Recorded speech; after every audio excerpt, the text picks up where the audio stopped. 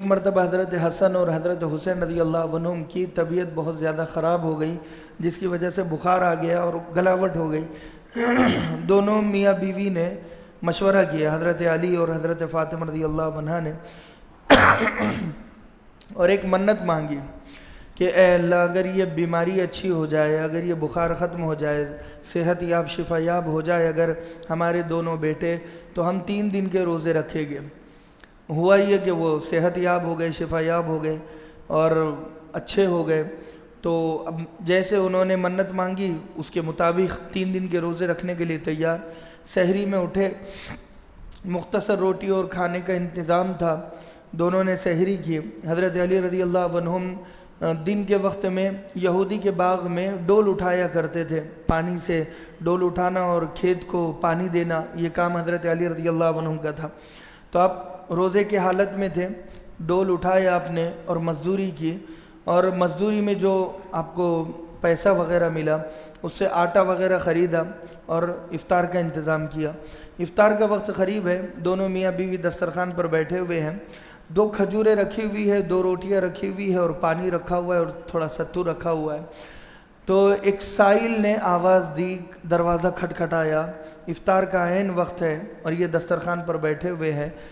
تو حضرت علی رضی اللہ عنہم گئے اور پوچھا کیا بات ہے؟ وہ کہنے لگا کہ میں مدینے کا سائل ہوں، فقیر ہوں، مسکین مدینہ ہوں، کچھ ہو تو دے دو۔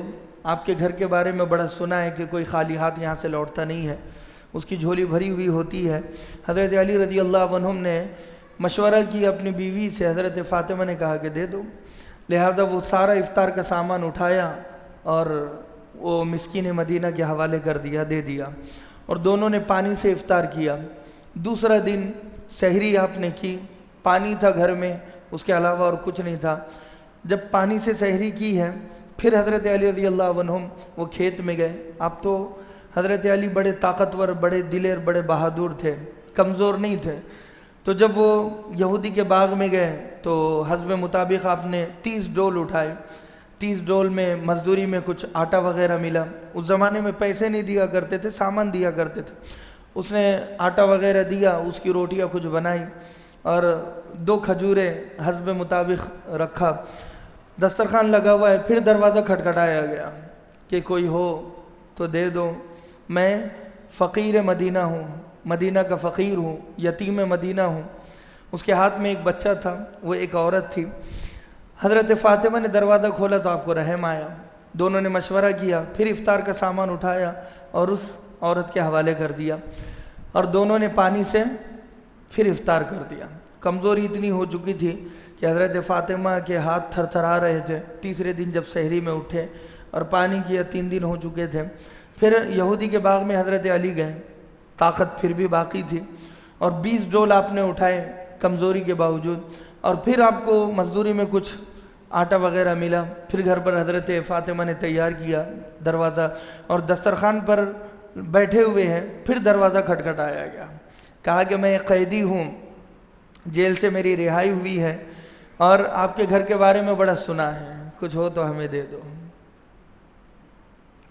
حضرت حسن حضرت حسین کے چہرے اترے ہوئے تھے۔ حسنین کریمین بھوک اور شدت کی وجہ سے حضرت حسن اور حسین نے وہ کھجوریں اٹھائی، اپنے منہ میں ڈالنے کے لیے تیار۔ پھر دونوں میاں بیوی نے مشورہ کیا اور بچوں سے کہا بیٹا اگر تم یہ دے دو تو تمہیں جنت میں ایک محل ملے گا اور اللہ تم سے خوش ہوگا۔ حضرت حسن کہنے لگے کیا اللہ خوش ہوگا؟ کہا کہ ہاں اللہ خوش ہوگا۔ دونوں نے اپنے منہ کی کھجوریں لی اور اپنے والد کے حوالے کر دی۔ حضرت علی نے کہا بیٹا تم اپنے ہاتھ سے صدقہ دو، یہ گھرانہ بڑا مشہور ہے، معصوم بچے۔ ایک ایک کھجوریں لی اور وہ پانی اور وہ آٹا اور وہ روٹی لے کر وہ قیدی کے حوالے کر دیا۔ اس وقت قرآن کی آیت اتری وَيُطْعِمُونَ الطَّعَامَ عَلَى حُبِّهِ مِسْكِينًا وَيَتِيمًا وَأَسِيرًا۔ اللہ کے نبی صلی اللہ علیہ وسلم مسجد نبی میں بیٹھے ہوئے تھے۔ جب یہ آیت اتری تو کہا کہ جبریل مجھے سمجھ نہیں آیا کس کے بارے میں اتری ہے؟ کہا کہ آپ کے گھرانے کے بارے میں اتری ہے۔ آپ کی بیٹی کے گھر میں 3 دن سے جو کچھ تھا وہ سائل کو، فقیر کو اور یتیم اور مسکین کے حوالے کر دیا۔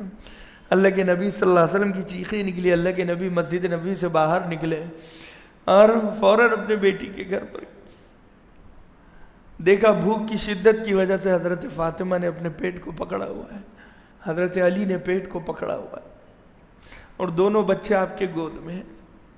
کہا کہ علی یہ تم نے کیا کر دیا؟ تم نے وہ کام کیا ہے کہ قرآن کی آیت گواہ ہے، بھوک تو مٹ جائے گی مگر یہ آیت جب بھی کوئی تلاوت کرے گا اس گھرانے کی قربانی یاد آئے گی۔ وَيُطْعِمُونَ الطَّعَامَ عَلَىٰ حُبِّهِ کہ ہمارے کچھ بندے ایسے ہیں جو ہماری محبت میں مسکین کو کھلاتے ہیں، یتیم کو کھلاتے ہیں، قیدی کو کھلاتے ہیں، اور وہ یہ اس لیے کرتے ہیں تاکہ اللہ راضی ہو جائے، خود بھوکے رہتے دوسروں کو کھلاتے۔ نفل روزہ تھا، نفل روزے کا یہ حال۔ یہ گرمی کے روزے حضرت علی کو پسند تھے۔ اور تیسرا کہا کہ اللہ کے راستے میں جہاد کرنا، اسد اللہ و اسد رسولی، ایسے ہی لقب نہیں ملا تھا، اللہ اور اس کے رسول شیر۔ فاتح خیبر آپ کو کہا جاتا ہے، خیبر کا دروازہ اکھاڑ کے پھینک دیا تھا۔ حضرت علی جس جنگ میں شریک ہوتے، روایتوں میں ہے کہ آپ کی تلوار اور آپ کی چال کو دیکھ کر کافروں کی صفیں ٹوٹ جایا کرتی تھی اور آپ سے بھاگا کرتے تھے۔ حضرت علی ان کے پیچھے اور وہ حضرت علی سے بھاگ رہے ہیں۔ یہ حضرت علی کی طاقت اور شجاعت کا ایک نمونہ تھا۔ وہ جہاد آپ کو محبوب تھا۔ جب حضرت علی بیٹھے ہیں تو حضرت جبریل امین علیہ السلام اترے اور کہا کہ آپ کی مجلس کو اللہ تبارک و تعالیٰ بھی سن رہا ہے، اور مجھ سے کہا کہ جبریل تم اپنی پسند کی چیزیں بتانا اور پھر میری بھی پسند کی چیزیں بتانا۔ حضرت علی حضرت جبریل کہنے لگے کہ اگر میں انسان ہوتا تو مجھے بھی 3 چیزیں بڑی پسند ہوتی۔ نمبر 1، عبادت گزار غریبوں سے محبت کرنا۔ اس امت کے غریب امیر سے 500 سال پہلے جنت میں جائے گا، یہی وجہ ہے۔ غریبوں سے محبت جو کرتا ہے فرشتوں کی صفت اور خوبی ہے۔ غریبوں سے نفرت نہیں، غریبوں سے محبت اسلام سکھاتا ہے۔ اور دوسری چیز کثیر العیال، تنگ دستوں سے محبت کرنا، یعنی جس کی فیملی بڑی ہوتی ہے، کمائی کم ہوتی ہے، بچے زیادہ ہوتے ہیں اور چٹنی روٹی مرچی کھا کر گزر بسر ہوتا ہے، اسے کہتے کثیر العیال، یعنی زیادہ فیملی اور انکم کم، لیکن پھر بھی وہ اللہ کا شکر کرتے ہیں، صبر کرتے ہیں اور اپنی زندگی گزر بسر کرتے ہیں۔ تو ایسے لوگ حضرت جبریل کو بڑے پسند ہیں۔ حضرت امام احمد بن حنبل رحمۃ اللہ علیہ نماز پڑھا کرتے تھے، عبادتیں کیا کرتے تھے۔ آپ کے پڑوس میں ایک لوہار رہا کرتا تھا جو لوہے کو پیٹتا اور لوہے کی چیزیں بنا کر بیچا کرتا تھا۔ وہ روزانہ آپ کو دیکھتا کہ آپ نمازیں لمبی لمبی پڑھ رہے ہیں، وہ بھی دل میں حسرت اور یہ تمنا کرتا اگر میرے اتنے بچے نہ ہوتے، اگر میری اتنی فیملی نہ ہوتی، اگر میری اتنی حاجتیں نہ ہوتی تو میں بھی اسی طریقے سے نماز پڑھتا، میں بھی ایسے ہی عبادت کیا کرتا، دن رات اللہ کے سامنے جھک کر سجدے میں سر ہوتا اور میں اللہ کی عبادت کرتا۔ یہ تمنا اور یہ حسرت تھی۔ جب وہ مرا، انتقال اس کا ہوا، تو کسی نے خواب میں دیکھا تو پوچھا اس سے کیا بنا؟ کہا کہ میری حسرت اور تمنا پر اللہ نے مجھے امام احمد بن حنبل کے رتبے میں برابر کر دیا، درجے میں برابر کر دیا۔ اگر نیک لوگوں سے کوئی محبت کرتا ہے کہ وہ امام صاحب اتنی اچھی نماز پڑھتے ہیں، سنتیں پڑھتے ہیں، نفل پڑھتے ہیں، علماء حفاظ بیانات کرتے ہیں، اگر میں بھی عالم ہوتا تو میں بھی ایسے ہی بیانات کرتا، میں بھی کتابیں لکھتا، میں بھی دین کی دعوت دیتا، اگر یہ تمنا بھی ہماری ہوگی نا، یہ تمنا بھی جنت میں لے کر جائے گی۔ صرف تمنا ہم رکھیں کہ ہم بھی کاش ایسے بن جاتے، کاش ہماری ٹوپی ہوتی، کاش داڑھی ہوتی، کاش اسلامی لباس ہوتا، کاش پگڑی ہوتی، امامہ ہوتا، کاش ہم بھی ایسے ہی دین کی دعوت دیتے، تمنا ہو۔ تیسری چیز بتایا کہ گمراہ کو راستہ دکھانا۔ 2 چیزیں ہیں، دنیا کا راستہ دکھانا اور دوسرا دین کا راستہ دکھانا۔ اگر کوئی بھٹک جائے تو دنیا کا راستہ اگر کوئی دکھاتا ہے تو فرشتوں کی خوبی اور صفت ہے۔